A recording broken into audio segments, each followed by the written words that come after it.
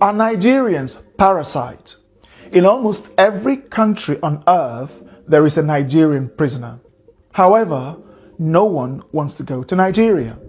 Moving abroad is the top 5 career categories in Nigeria. They have ruined their country so terribly that it has become uninhabitable. Police stations look like pigsties, whilst government buildings look like building sites. Corruption in Nigeria is no longer frowned upon. Instead, it is praised. Criminality is celebrated in every echelon of society. The people themselves do not elect decent Nigerians. They elect criminals. You know a country celebrates corruption and crime when it is 99% corrupt, but never has any top government official ever been convicted and imprisoned. In Nigeria, communication is conducted through screaming, hand gestures, and sometimes the fist way. You'd see diplomats, police, and military men fighting in public. Tens of thousands of fist fights should be recorded in Nigeria every day. Every building has a generator, some with up to 10, all running at the same time, forging a megapoly of noise of epic proportions. Nigerian motorists communicate with their horns. An average Nigerian motorist beeps their horn 100 times per day. Imagine the noise pollution. In Nigeria, the pastor is corrupt, the doctor is corrupt, the engineer, the teacher, the professor, the custom officials, the police, the passport official, the teller, the banker, the ministers, the president, and everyone is corrupt. I'm not sure you understood. I will elaborate. You can get to the Nigerian border with explosives, bribe the officials, and they let you in. You can bribe your way through your professors to give you the best grade. Bribe the passport officials to delete your name from the system and create a new identity for you. Or pay the police to arrest someone who annoys you. Nigeria is a complete shithole. Now imagine people raised under such chaotic system coming into your country. From the day they were born, they bribed their way through the authorities, school, and even employment. When a government job opening becomes available, the person in charge sells it to the highest bidder. You see, this is not talked about enough. I have given this a serious thought before making this video, and it breaks my heart that I have to make it.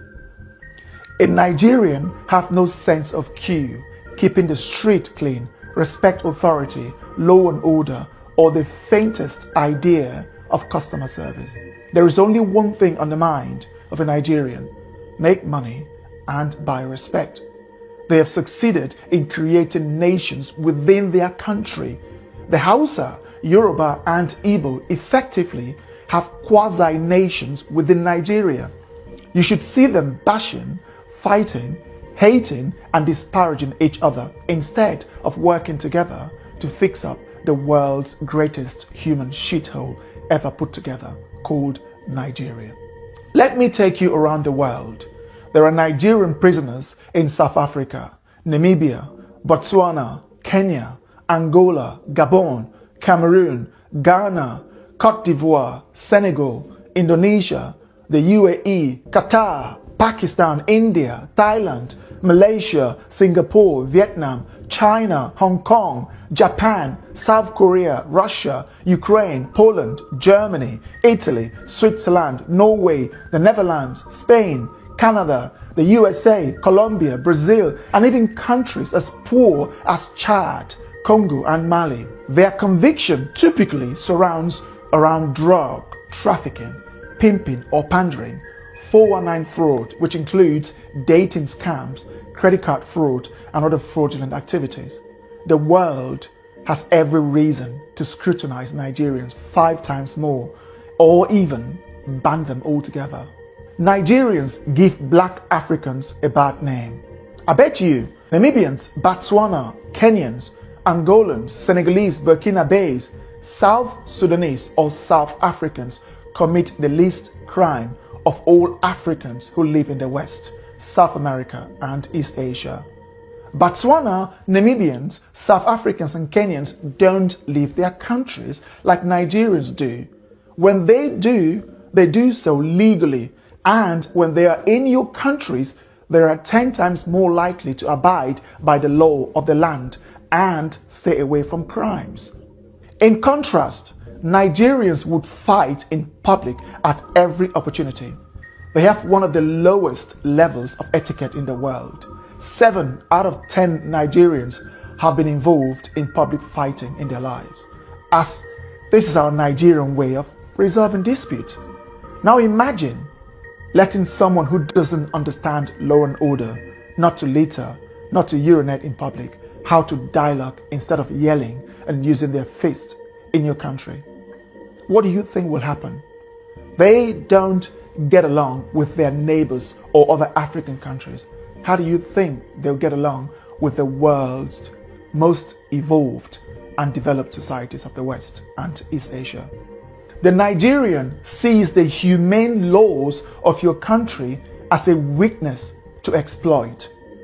As with everything, nothing is 100%. I know this. There are some good Nigerians, but almost every Nigerian is infested with that corrupt mindset. Living in Nigeria, I have tried to find something good to sell to the world, but unfortunately, there are scarce. It is a land absent from progress. The Nigerian system is broken. Nigeria is not even a country. A Hausa person hates the Igbo person to the extent that they can wipe them out. The Igbo hate the Hausa in the same way. The Yoruba have a fundamental hatred for the Igbo that they'll rather die than elect an Igbo person, whilst the Igbo are the world's most arrogant, self-deluding, zero etiquette people of Africa. These 3 major ethnic groups, Hausa, Igbo, and Yoruba, each have over 40 million people, with the Hausa nearing 65 million. Now imagine putting Spain, England, and Poland into one country. Do you know the type of chaos you'd be creating? This is how Nigeria is.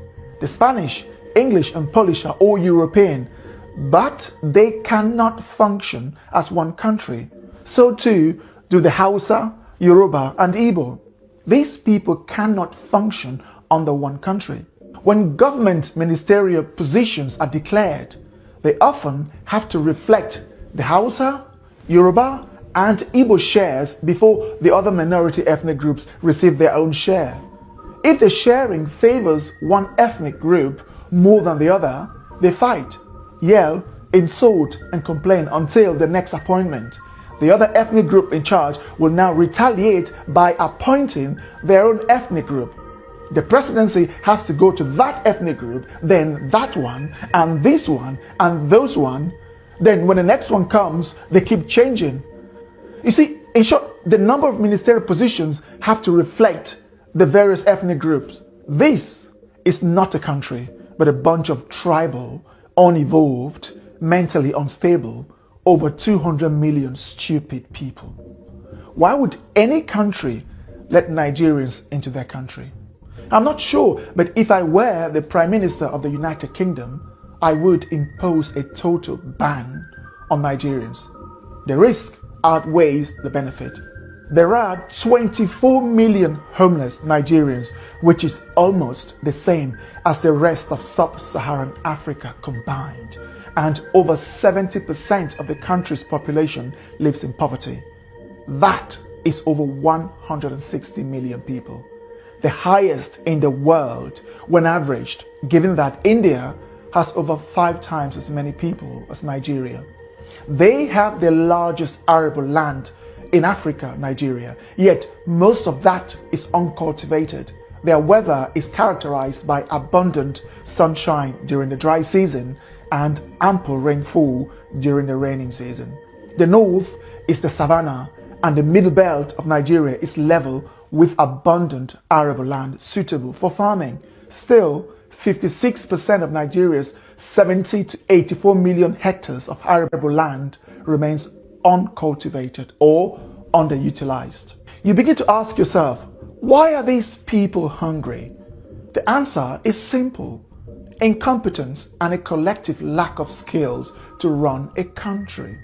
Nothing in Nigeria is properly managed, from the police to the immigration services, customs to the airport, traffic to the road network, schools to the national grid, and from the people to their own very homes. Nigeria is a chaotic society where people exhibit some of the lowest levels of etiquette and quality known to man. And most of these people are looking for ways to obtain visas to the various developed and semi-developed countries so that they can bring that chaotic upbringing from Nigeria to the world. I have tried to find a better way to euphemize this video. Still, after months of procrastinating, I couldn't find a better way to organize my words, but to say it as it is. If you are a Nigerian watching with the slightest ounce of honesty, you'd agree with me. We have earned the badge of honor of being amongst the worst in the world. Poverty isn't why Nigerians are dishonest, criminal-minded, corrupt, and everything else. Nepal is a poor country. How many Nepalese have you seen committing crimes around the world? Chad, Burkina Faso, Mali, Myanmar, Tajikistan, and South Sudan are poor. You can't see them going around the world committing crimes. Of the world's 195 countries, there is a Nigerian prisoner in 60% of them, the highest of any country on earth. That